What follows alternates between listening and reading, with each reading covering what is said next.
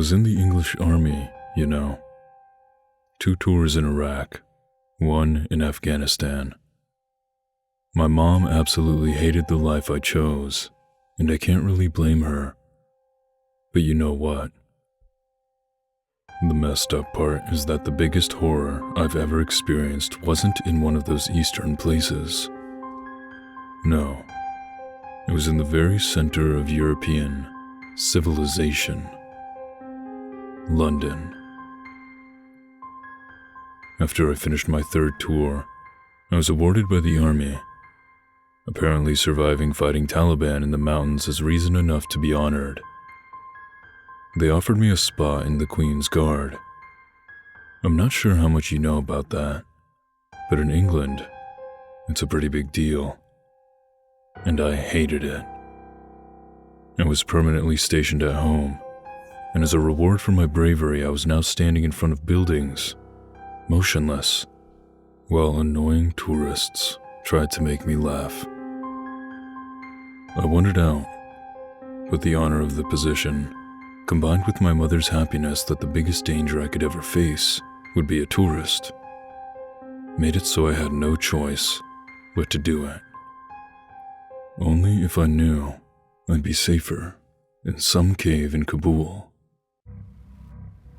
I was stationed to work at the Tower of London a few shifts a week. Shifts were usually 2 to 3 hours long, depending on how many people worked that day. I gotta tell you, that job gets old quickly. Drunk people who try to mess with you, along with annoying tourists who think they're the first ones to ever try to make you laugh, or you just want out of your own skin. But it was a job, and it paid, so I shut up, and I did it. Now this one day in 2012, started as boring as any other day.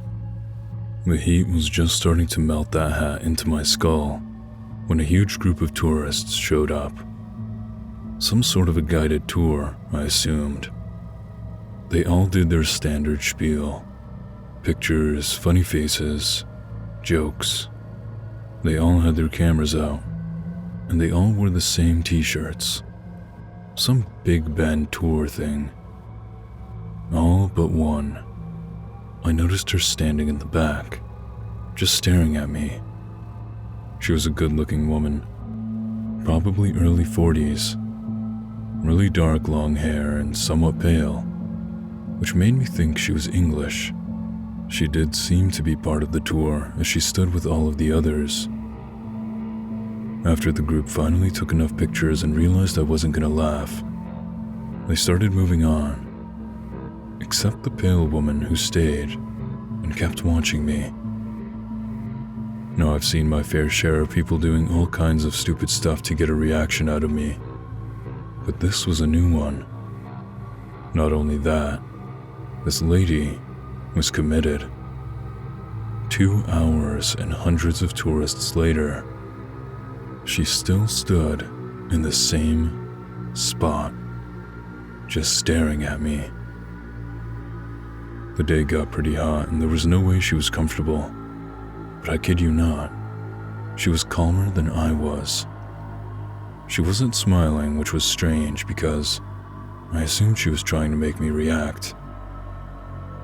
About 30 minutes later, when the crowd around me slowly died out, she took a slow step towards me, then another one. Here we go, joke incoming, I thought as she took her sweet time walking up closer. She stopped about 2 feet away from me. She was looking straight into my eyes, tilted her head to the left, then to the right, which I assumed was her attempt at making me laugh. Then I realized this woman wasn't here to joke around. Still standing at 2 feet away, she started leaning towards me. There was something just so messed up about her mannerisms that made me extremely uneasy. She never lost eye contact with me. She kept leaning toward me while her feet never moved. Her face stopped just short of touching mine, and her position seemed unnatural at that point. Her head started slowly shaking, like when you get out of the pool or a shower and are freezing. And then she scared the hell out of me. I had people screaming in my face. I even had a moron that tried to fight me. But what she did was by far the worst. She opened her mouth as if she were about to let out the loudest scream at me. But nothing came out. Nothing.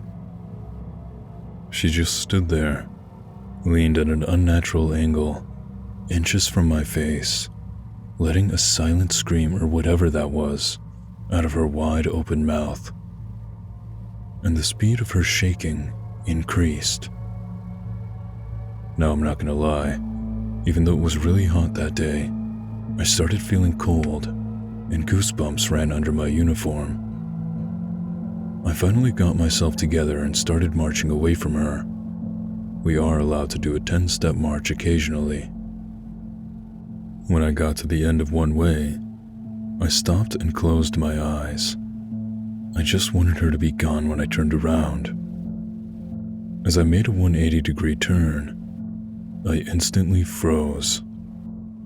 She was right in front of me, leaned all the way to my face, mouth open even wider, head now shaking uncontrollably.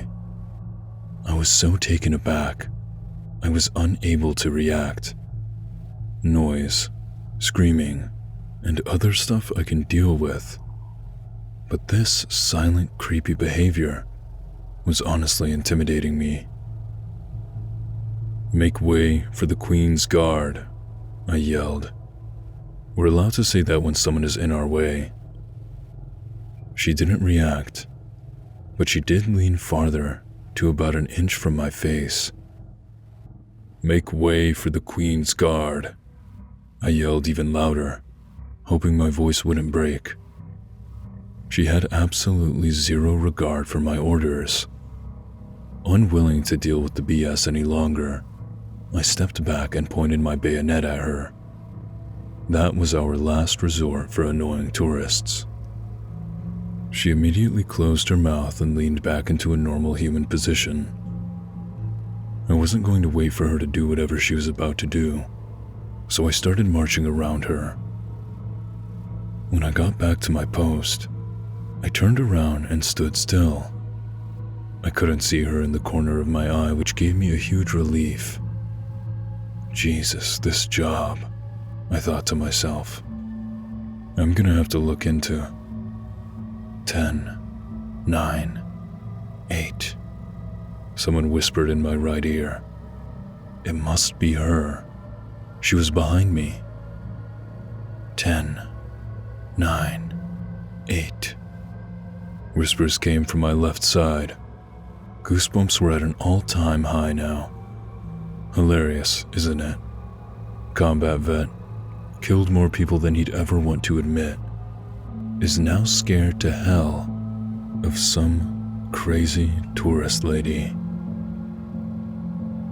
10, 9, 8, 10, 9, 8, 10, 9, 8. She sped up her whispering, then walked in front of me. 10, 9, 8, 10, 9, 8. She was now whispering incredibly fast. Actually, whispering doesn't describe it properly. It was like yelling, but in a whisper tone, if that makes any sense. It was surreal. She leaned towards my face again, whispering those numbers frantically. I was about to break my orders. I couldn't take it anymore. There was something messed up about this woman and I couldn't deal with it. "Ma'am," I spoke in a voice of the biggest scared baby. "Ma'am, will you please step?" And then, a huge group of loud tourists ran up to us.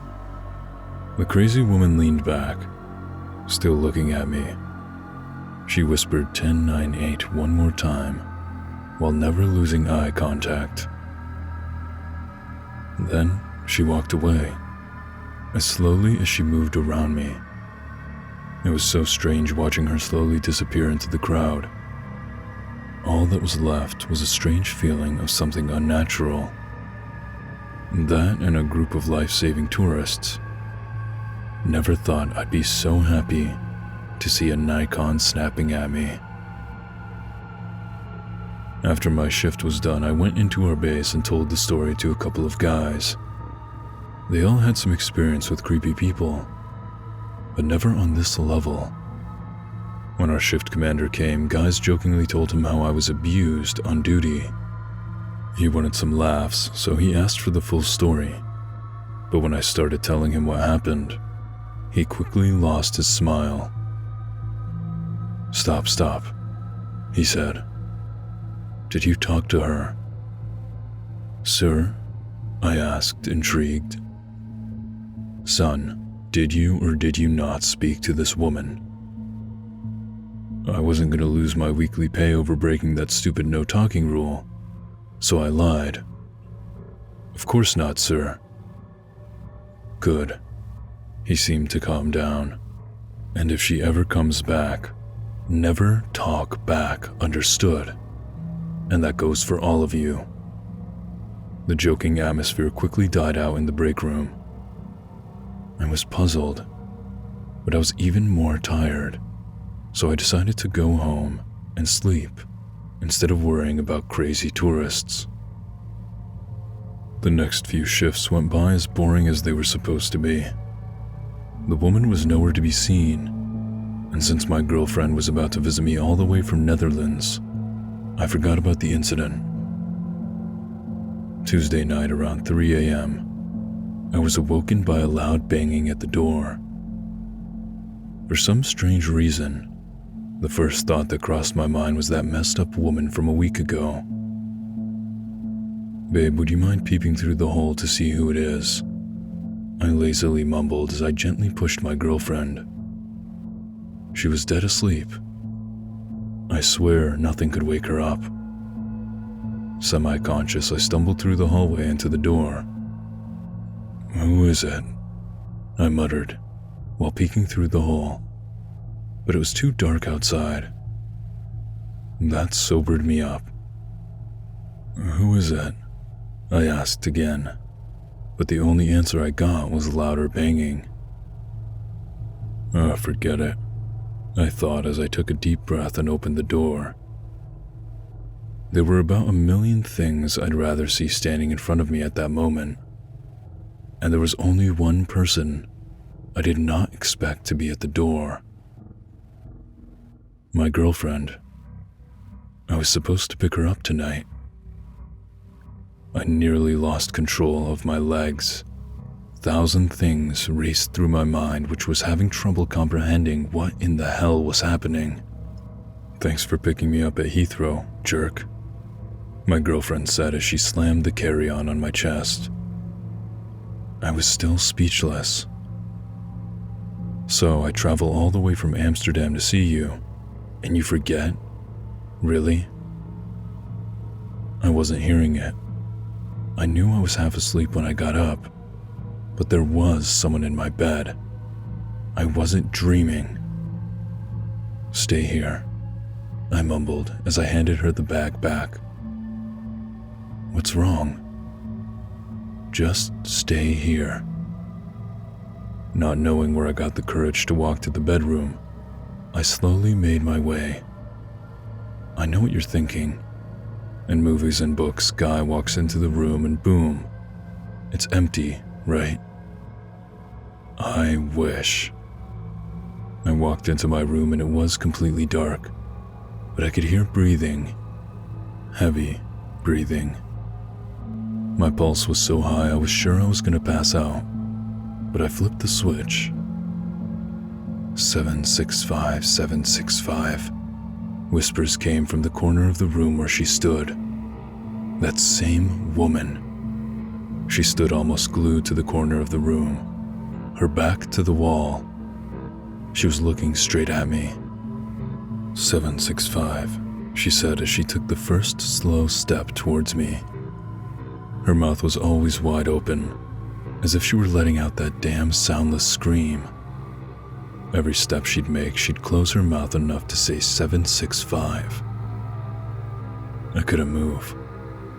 Nothing in this world existed besides this woman slowly walking towards me. What a creepy and unsettling feeling. Like I wasn't physically afraid of her, right? I could take her down, and was ready to. But this kind of fear was something foreign to me. It seemed like I was afraid for my, I don't know, soul? You know what I mean? I knew she couldn't hurt me physically, but I was still scared. Not to mention I slept in the same bed with whatever the hell she is. She came incredibly close to me. The familiar lean, an inch from my face. My breathing was so irregular and loud it was the only noise in the room. Suddenly, something about this had a strangely familiar feeling. What the hell? A scream came from behind me. My girlfriend. I snapped into reality, turned around and grabbed my girl. Run, I yelled as we escaped the room. We ran to the kitchen where I grabbed one of those, as seen on TV, steel-cutting knives. My girlfriend was just silently weeping at my side, unable to even ask questions. I could hear footsteps. First I saw her shadow, then I saw her calmly walking through the hallway. Her mouth was now so unnaturally wide open, and she wasn't looking at me anymore. She was looking at the ceiling as she slowly made her way to the door. Her head was shaking very fast. It was absolutely surreal. Just imagine, this woman who creeped you out a week ago is now walking through your place at 3 a.m, staring at the ceiling with a mouth impossibly wide open. Not to mention you slept next to her for who knows how long. When she finally walked out, I ran to the door and slammed it. My girlfriend was still unable to speak. When we got ourselves together, I was afraid she'd think I cheated on her with this woman, but she didn't. She saw that horror walk throughout our hallway, and she knew something was wrong. I was terrified, but I didn't let it show. The scariest part of everything was that I had a job that required me to stand still and not react to my surroundings. I told my girlfriend about my experience with this woman, but I didn't mention her 10-9-8-7-6-5 whisperers. I didn't want to scare her any further. Because what could those whispers be, if not a countdown? I was hesitant to call the police after that crazy whatever she was left my apartment, but my girlfriend wouldn't have it. Police were at our place in about 20 minutes, took our statements, woman's description, and told us to immediately call should anything else happen. But my mind was set on something else. My commander. He told me not to talk to her, and I did. And now I'm waking up in bed with her. And how did she even get into my flat? Too many thoughts. The next day I went to my commander's office.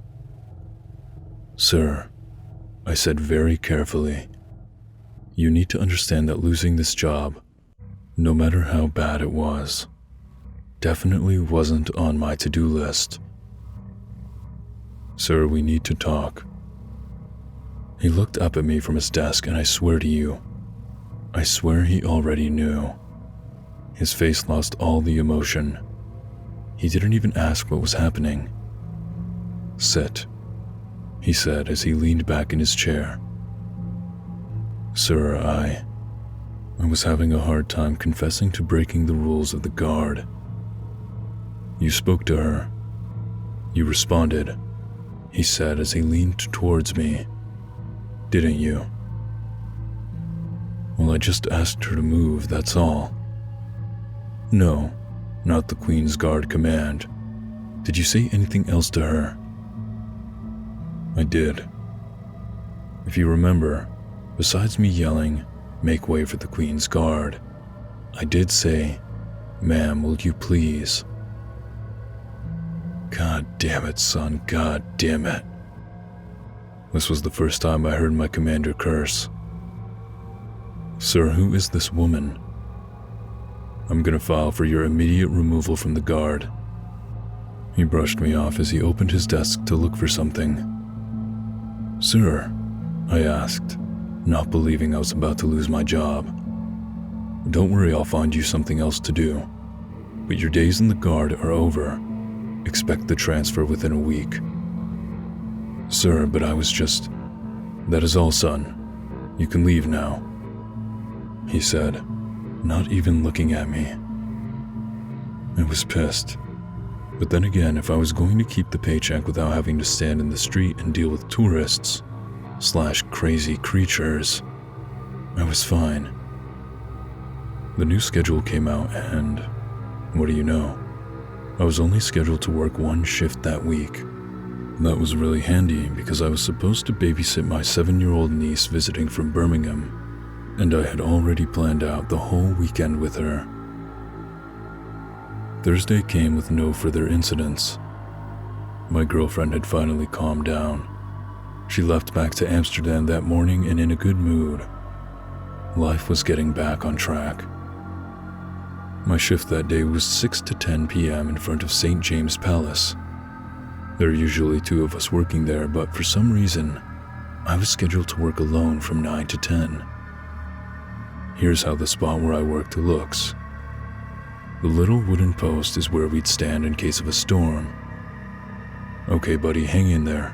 Almost done, my fellow guard said at 9:02 p.m. as he marched back inside.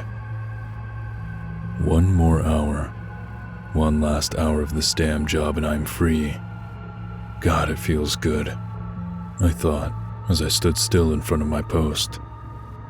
Night was unusually quiet, but it was starting to rain, so I guess it was to be expected. 9:30 p.m. Still light rain. Still boring as hell.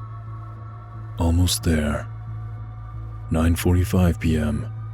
Rain was picking up, so I decided to spend my last few minutes in the post. I turned around. I shouldn't have.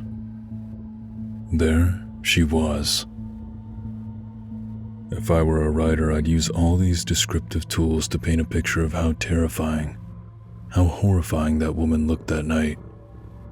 Let me tell you, this was the single most terrifying thing I've ever seen. And I've seen a child getting killed by a landmine. The woman was standing at the door of the post. She wore a white dress that was nearly shining in the dark. But her face, man. Her face. She wasn't looking at me, which somehow made it even worse. She was looking at the sky or whatever the hell was up there, and her eyes went so far up I could only see the bottom of her pupils. Her mouth was so wide open, I was now nearly sure it wasn't possible for a human to do this. There's something surreal about standing in front of someone who doesn't act rationally. Like if you're getting mugged, you know they want your money. If you're getting shot, you know they want to kill you. But the true mental horror is in not knowing what she wanted from me. 9:49 p.m. Okay, 11 minutes of this and I can finally... She took a step towards me, then another one. At about 2 feet from me, she stopped. She started leaning. That lean. Her face stopped just short of mine. At first, her head started shaking slowly, but started to move increasingly fast. It was a small kind of shaking, as I said before. Kinda like when you get out of the shower into an air-conditioned room and start shaking. The pupils were so high up I could barely see them. Her head was now trembling so fast, I was wondering how it was possible. And that mouth was so unnaturally, unhumanly open. I swear I saw corners of her lips starting to bleed because her skin wasn't able to support the opening. No sound. The street was silent, probably the most silent I've ever seen it. And the worst part is, it was nighttime. I know I do this a lot, but just imagine it one more time.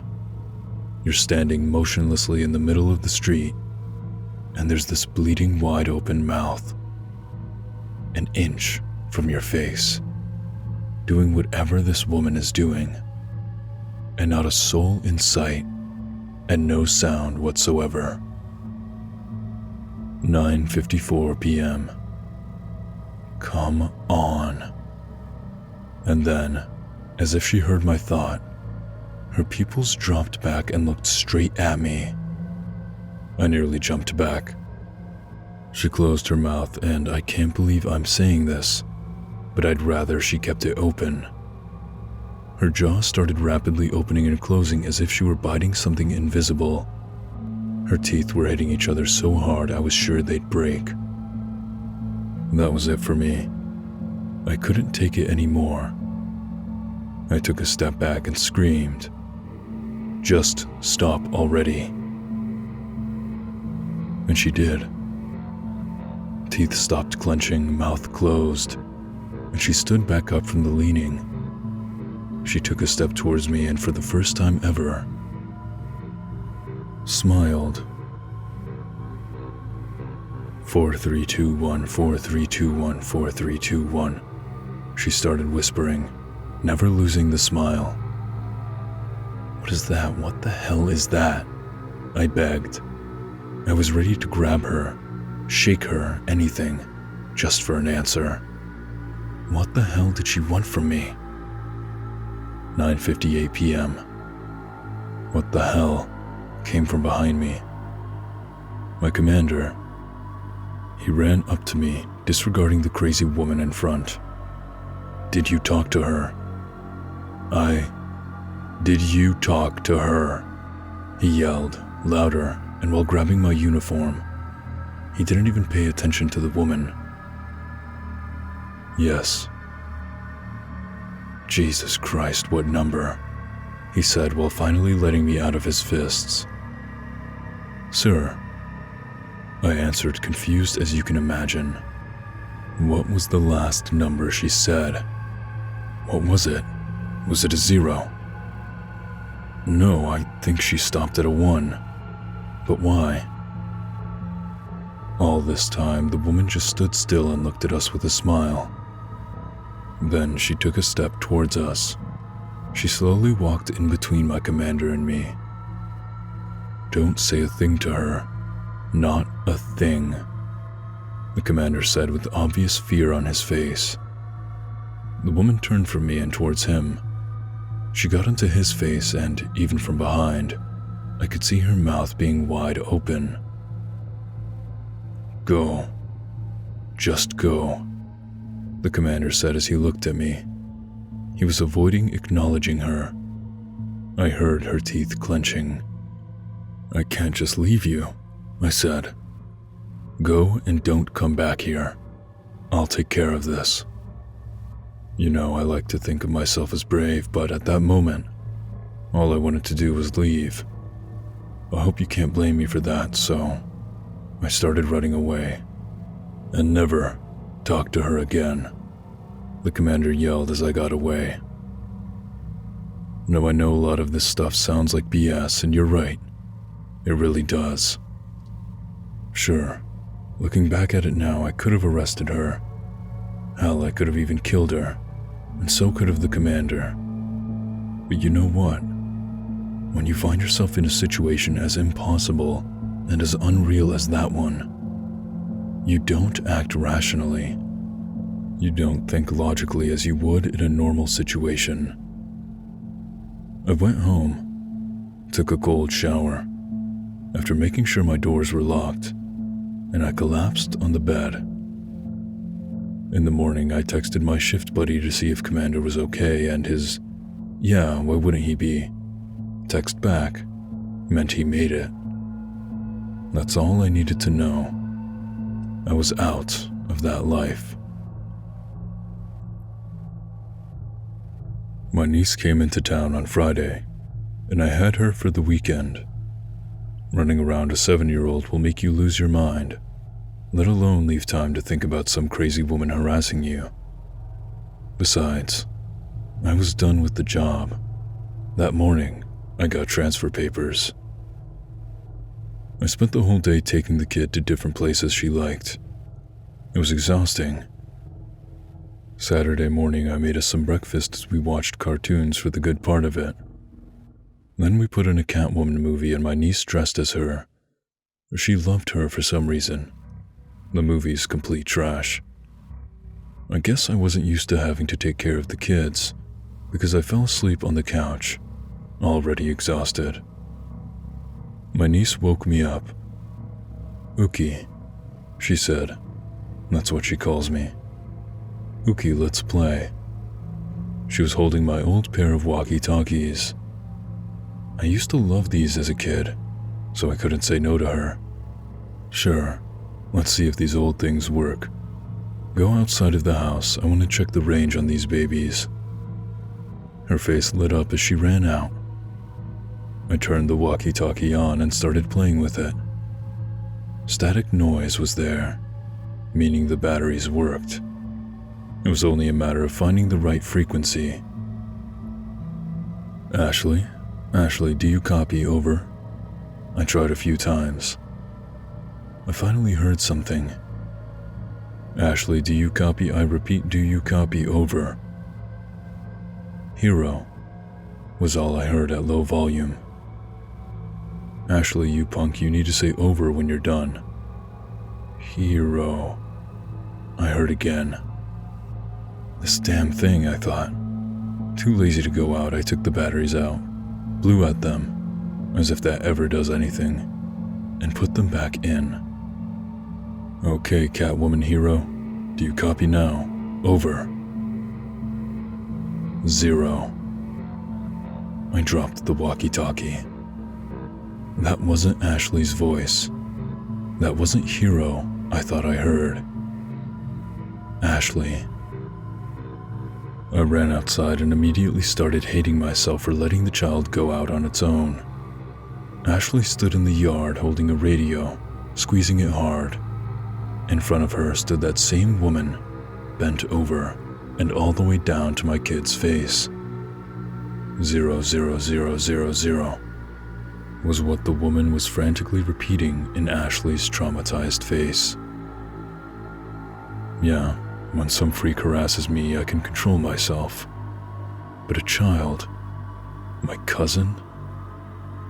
I lost it. I ran towards the woman and tackled her with enough force that I was sure I'd hurt her. As soon as I hit the ground, I got up and grabbed Ashley. "Are you all right?" I yelled. "Did she touch you?" I didn't even realize how hard I was shaking her, probably scaring her even more. Ashley was now crying so hard she couldn't even answer. "Let's go in," I said as I turned towards the woman. She was still lying on the ground, facing down. As soon as we got into the house, we went to the window. The woman started standing up. She turned towards us. "I'm calling the police," I told terrified Ashley as I picked up my cell. "Don't worry, baby, it's going to be all right." The woman took a step towards the window, then another one.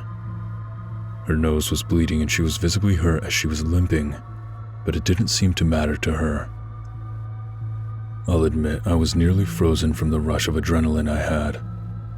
We just stood there at the window, watching this freak approaching us. "Police are on the way," I told my niece, who was still crying. The woman walked up to the window. She wasn't looking at me anymore. She leaned towards Ashley's face. Poor little thing grabbed my hand and was squeezing it way too hard for a 7-year-old. That thing, woman, whatever she was, leaned all the way to the window. Only a piece of glass was separating her from Ashley.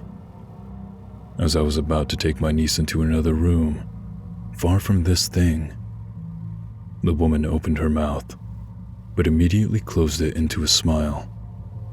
Then again, It was impossibly strange. As she'd open her mouth, her pupils would shoot up towards the back of her head, only to immediately come back, followed with a smile. She was now alternating inhumanely fast in between a smile and a gaping mouth, paired with nearly pupilless eyes. "Let's get out of here," I told Ashley as I picked her up and took her to my room. Police arrived about 15 minutes later. They started scanning the neighborhood and actually caught a woman who matched my description.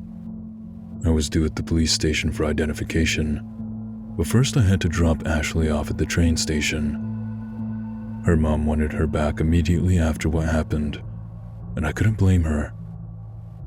I took her to the station, where I arranged for the staff to watch her until her destination. A very pleasant conductor promised he'd watch her the whole trip. He took Ashley's hand and promised to show her all the cool parts of the train. Finally, the kid smiled. As the train was getting ready to leave, the conductor put my niece on the stairs. "Say bye to your uncle," he said. "We're about to leave." "Bye, Ashley. Tell your mom to call me when you arrive, okay?" She didn't respond to me, which was understandable. The kid was probably still terrified.